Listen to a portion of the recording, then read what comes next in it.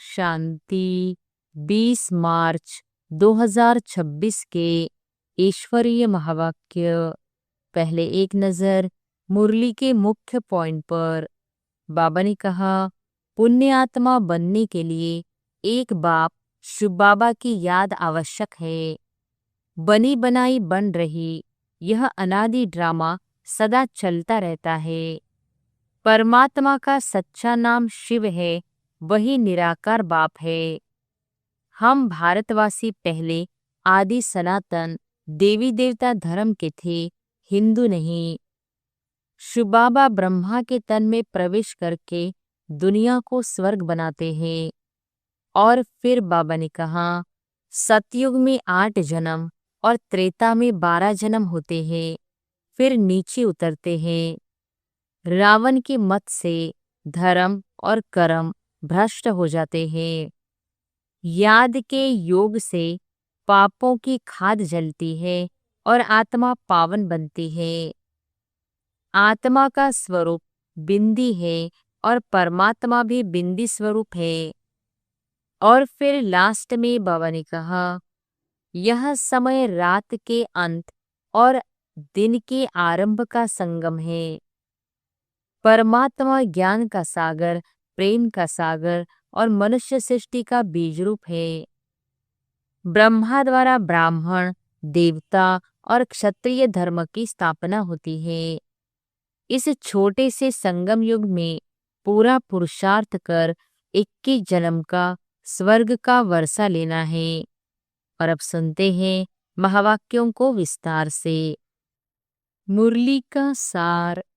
मीठे बच्चे, पुण्य आत्मा बनना है तो एक बाप को याद करो।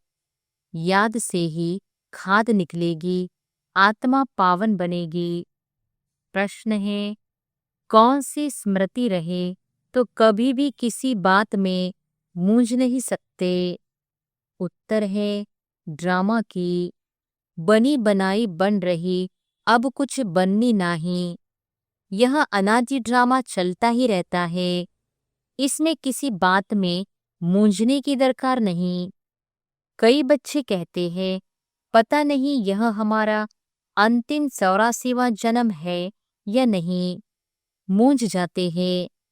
बाबा कहते, मूंझो नहीं, मनुष्य से देवता बनने का पुरुषार्थ करो। ओम शांति। बच्चों को ओम शांति के अर्थ का तो पता है कि मैं आत्मा हूँ और मुझ आत्मा का स्वधर्म है शांति। मैं आत्मा शांत स्वरूप शांतिधाम की रहने वाली हूँ। यह लेसन पक्का करते जाओ। यह कौन समझाते हैं? शिव बाबा। याद भी करना है शिव बाबा को। उनको अपना रथ नहीं है, इसलिए उनको बैल दे देते हैं। मंदिर में भी बैल रख दिया है। इसको कहा जाता है पूरा अज्ञान।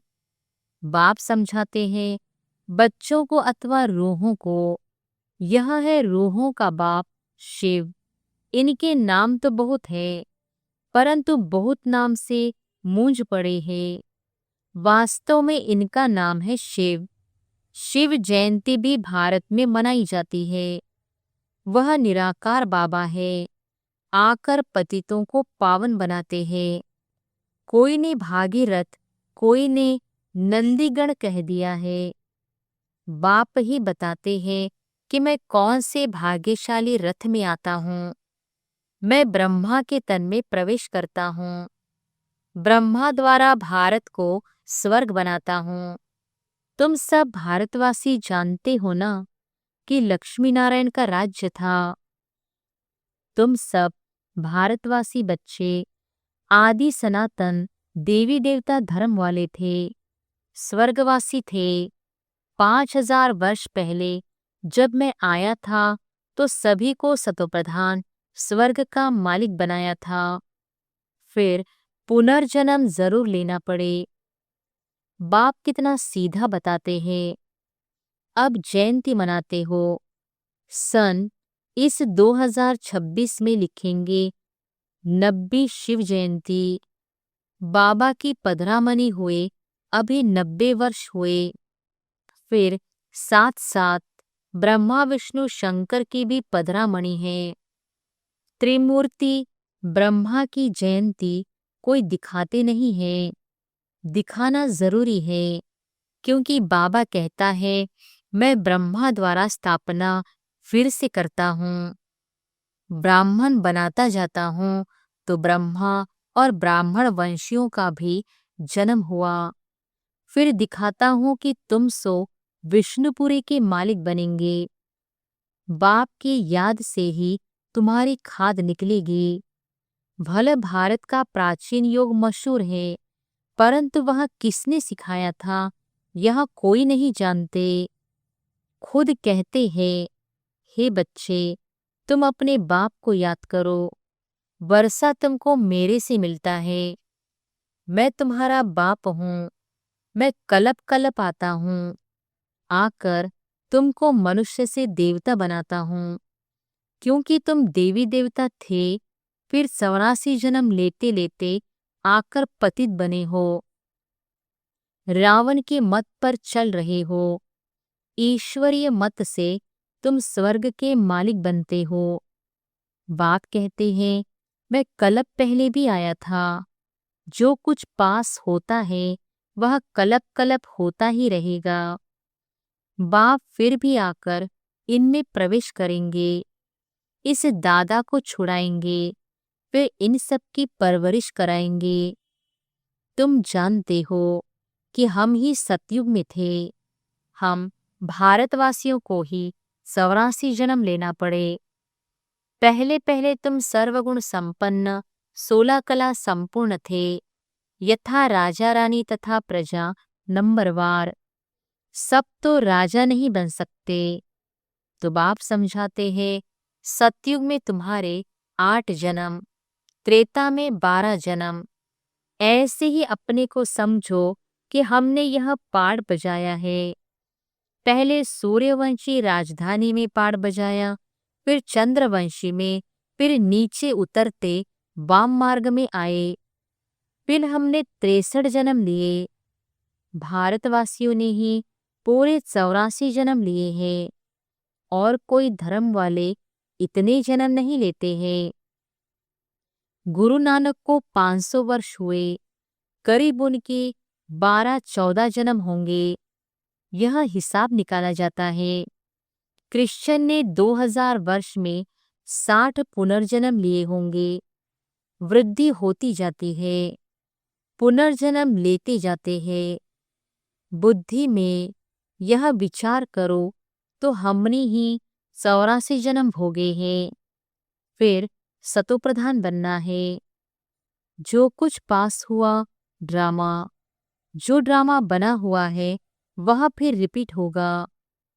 बेहद की हिस्ट्री में तुमको ले जाते हैं। तुम पुनर्जन्म लेते आए हो। अब तुमने 84 जन्म पूरे किए हैं। अब फिर बाप ने याद दिलाई कि तुम्हारा घर है शांति धाम। आत्मा का रूप क्या है? बिंदी। वहाँ जैसे बिंदियों का झाड़ है, आत्माओं का भी नंबरवार झाड़ है। नंबरवार नीचे आना होता है। परमात्मा भी बिंदी है, ऐसे नहीं कि इतना बड़ा लिंग है। बाप कहते हैं कि तुम हमारे बच्चे बनते हो तो मैं तुमको स्वर्ग का मालिक बनाता हूँ। पहले तुम हमारे बने, फिर मैं तुमको पढ़ाता हूँ। कहते हो बाबा हम तुम्हारे हैं, साथ साथ पढ़ना भी है। हमारे बने और तुम्हारी पढ़ाई शुरू हो गई। बाबा कहते कि यह तुम्हारा अंतिम जन्म है, कमल फूल समान पवित्र बनो। बच्चे वायदा करते हैं, बाबा हम आपसे वर्षा लेने लिए कभी पतित नहीं बनेंगे। 63 जन्म तो पतित बने हैं।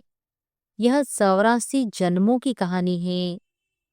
बाबा आकर सहज कर बताते हैं, जैसे लौकिक बाप बताते हैं ना, तो यहाँ है बेहद का बाप। वह आकर रूहों से बच्चे बच्चे कहे बात करते हैं। शिवरात्रि भी मनाते हैं ना। यह है आधा कल्प का दिन और आधा कल्प की रात। अभी है रात का अंत और दिन के आदि का संगम। भारत सतयुग था तो दिन था। सतयुग त्रेता को ब्रह्मा का दिन कहा जाता है। तुम ब्राह्मण हो ना। तुम ब्राह्मण जानते हो कि हमारी अब रात्रि है। तमोप्रधान भक्ति है। दर दर धक्के खाते रहते हैं। सबकी पूजा करते रहते हैं। टिवाटे की भी पूजा करते हैं। मनुष्य के शरीर की भी पूजा करते हैं। सन्यासी लोग अपने को शिवोहम कहे बैठ जाते हैं। फिर माताएं जाकर उनकी पूजा करती है। बाबा बहुत अनुभवी है। बाबा कहते हमने भी बहुत पूजा की है, परंतु उस समय ज्ञान तो था नहीं। भल चढ़ाते थे, लोटी चढ़ाते थे मनुष्य पर। यह भी ठगी हुई ना। परंतु यह सब फिर भी होगा। भक्तों का रक्षक है भगवान, क्योंकि सभी दुखी है ना। बाप समझाते हैं कि द्वापर से लेकर तुम गुरु करते आए हो और भक्ति मार्ग में उतरते आए हो।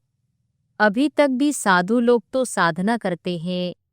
बाप कहते हैं कि उन्हों का भी मैं उद्धार करता हूँ। संगम पर तुम्हारी सद्गति हो जाती है, फिर तुम 84 जन्म लेते हो। बाप को कहा जाता है ज्ञान का सागर, मनुष्य सृष्टि का बीज रूप, सतचित्त आनंद स्वरूप है। वो कब विनाश नहीं होता। उनमें ज्ञान है। ज्ञान का सागर प्यार का सागर है। जरूर उनसे वर्षा मिलना चाहिए। अभी तुम बच्चों को वर्षा मिल रहा है। शिव बाबा है ना, वह भी बाबा है। यह भी तुम्हारा बाप है। फिर शिव बाबा ब्रह्मा द्वारा तुमको पढ़ाते हैं। इसलिए प्रजापिता ब्रह्मा कुमार कुमारियां कहा जाता है। कितने ढेर बीके हैं। कहते हैं कि हमको डाडे से वर्षा मिलता है। बच्चे कहते हैं बाबा हमको नरकवासी से स्वर्गवासी बनाते हैं। कहते हैं हे बच्चे, मामेकम याद करो तो तुम्हारे सिर पर जो पापों का बोझा है वह भस्म हो जाएगा। फिर तुम सतोप्रधान बन जाएंगे।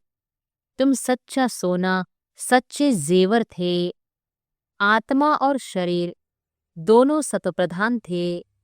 आत्मा फिर सतो रजो तमो होती है तो शरीर भी ऐसा तमोगुणी मिलता है।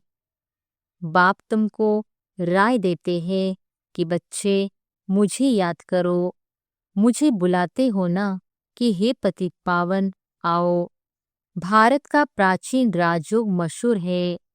वहाँ अब तुमको सिखला रहा कि मेरे साथ योग रखो तो इससे तुम्हारी खाद जल जाएगी।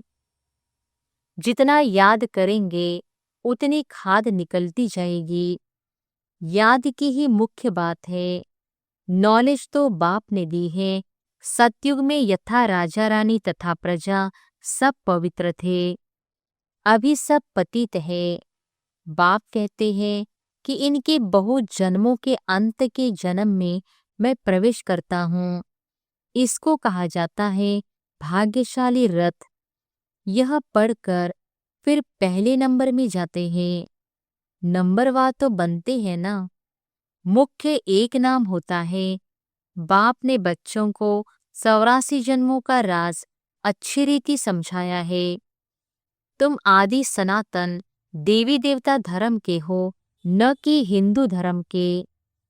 तुम कर्म श्रेष्ठ धर्म श्रेष्ठ थे।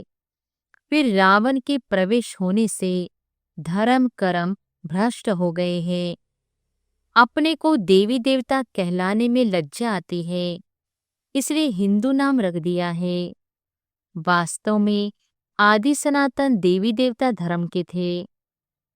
तुमने 84 जन्म लिए हैं, फिर पतित बन गए हो। 84 का चक्र भारतवासियों के लिए है। वापिस जाना तो सबको है। पहले तुम जाएंगे। जैसे बारात जाती है ना, शिव बाबा को साजन भी कहते हैं। तुम सजनियां इस समय छी छी तमोप्रधान हो, उनको गुलगुल बनाकर ले जाएंगे, आत्माओं को पावन बनाकर ले जाएंगे। इसको लिबरेटर गाइड कहा गया है। बेहद का बाप ले जाता है। उनका नाम क्या है? शिव बाबा। नाम शरीर पर पड़ता है, परंतु परमात्मा का शिव ही नाम है। ब्रह्मा विष्णु शंकर का तो सूक्ष्म शरीर है, शिव बाबा का तो कोई शरीर है नहीं। उनको शिव बाबा ही कहते हैं। बच्चे कहते हैं, हे माता पिता, हम आपके बालक बने हैं। दूसरे तो पुकारते रहते हैं, क्योंकि उन्हों को पता नहीं है।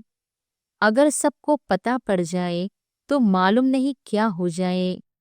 देवी झाड़ का अभी सैपलिंग लगता है। हीरे से कौड़ी बनने में 84 जन्म लगते हैं, फिर नए सिरे से शुरू होगा। वर्ल्ड की हिस्ट्री ज्योग्राफी रिपीट होगी। बाप समझाते हैं कि तुमने पूरे 84 जन्म लिए हैं। 84 लाख तो हो न सके, यह बड़ी भूल है। 84 लाख जन्म समझने कारण कल्प की आयु लाखों वर्ष कह दी है। भारत अभी झूठखंड है, सचखंड में तुम सदा सुखी थे।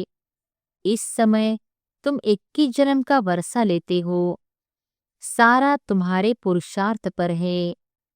राजधानी में जो चाहो वह पद लो, इसमें जादू आदि की कोई बात नहीं है। हाँ, मनुष्य से देवता जरूर बनते हैं। यह तो अच्छा जादू है ना। तुम सेकंड में जान लेते हो कि हम बाबा के बच्चे बने हैं। कलप कलप बाबा हमको स्वर्ग का मालिक बनाते हैं। आधा कलप भटकते आए हो। स्वर्गवासी तो कोई भी हुआ नहीं। बाप आकर तुम बच्चों को लायक बनाते हैं। बरोबर यहाँ महाभारत लड़ाई लगी थी और राजयोग सिखाया था। शिव बाबा कहते हैं कि मैं ही आकर तुमको सिखाता हूँ, न कि क्राइस्ट। अभी तुम्हारा बहुत जन्मों के अंत का जन्म है। मूंझो नहीं, तुम भारतवासी हो। तुम्हारा धर्म बहुत सुख देने वाला है। और धर्म वाले तो बैकुंठ में आ नहीं सकते। यह भी ड्रामा अनादि चलता रहता है। कब बना यह कह नहीं सकते। इसकी नो एंड। वर्ल्ड की हिस्ट्री ज्योग्राफी रिपीट होती है। यह है संगम युग, छोटा सा युग। चोटी है ब्राह्मणों की। बाप, तुम ब्राह्मणों को देवता बना रहे हैं, तो ब्रह्मा के बच्चे जरूर बनना पड़े। तुमको वर्षा मिलता है डाडे से। जब तक अपने को बीके नहीं समझे, तब तक वर्षा कैसे मिले। फिर भी कोई कुछ न कुछ ज्ञान सुनते हैं तो साधारण प्रजा में आ जाएंगे। आना तो जरूर है। शिव बाबा ब्रह्मा द्वारा ब्राह्मण, देवता, क्षत्रिय धर्म की स्थापना करते हैं। सिवाय गीता के दूसरा कोई भी शास्त्र है नहीं। गीता है ही सर्वोत्तम देवी धर्म का शास्त्र, जिससे 3 धर्म स्थापन होते हैं। ब्राह्मण भी यहाँ बनना है, देवता भी यहाँ ही बनेंगे। अच्छा, मीठे मीठे सिकिलधे बच्चों प्रति माता पिता बाप दादा का याद प्यार और गुड मॉर्निंग। रूहानी बाप की रूहानी बच्चों को नमस्ते। धारणा के लिए मुख्य सार। पहली पॉइंट, हर एक के निश्चित पार्ट को जान सदा निश्चिंत रहना है। बनी बनाई बन रही ड्रामा पर अड़ोल रहना है। दूसरी पॉइंट, इस छोटे से संगम युग पर बाप से पूरा वर्षा लेना है।